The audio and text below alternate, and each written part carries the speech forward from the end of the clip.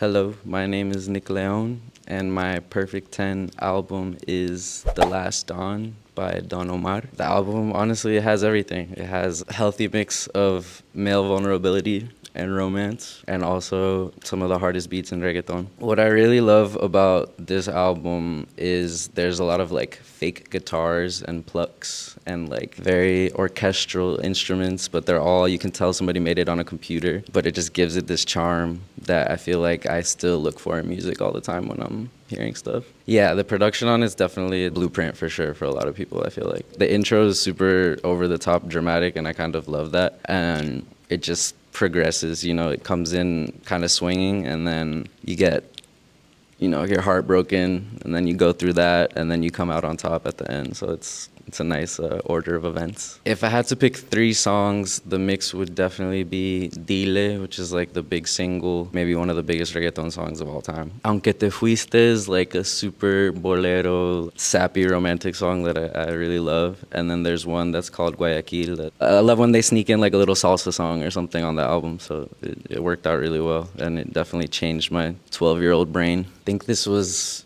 maybe one of the first CDs that I've ever bought. It was when reggaeton was kind of having its big moment in '04, '05 in the States. I would go visit Colombia a bunch when I was growing up, and my cousins were super into just like that era of reggaeton stuff, so they were showing me all of the artists at the time. And I was lucky to go back to the States, and in Miami, the CDs would be available at the stores, so I would just go buy them as soon as I could. Also, like Sean Paul and dancehall was big at the time, so you had a nice mix of all the island stuff going on. I was thinking about this album and a few others when I was working on my new album that just came out, A Tropical Entropy. I think that album definitely influenced my sound with that use of plucks and fake guitar sounds and a little bit dramatic melodies. It's just something that has always stuck with me, and can't seem to get it out of the sauce.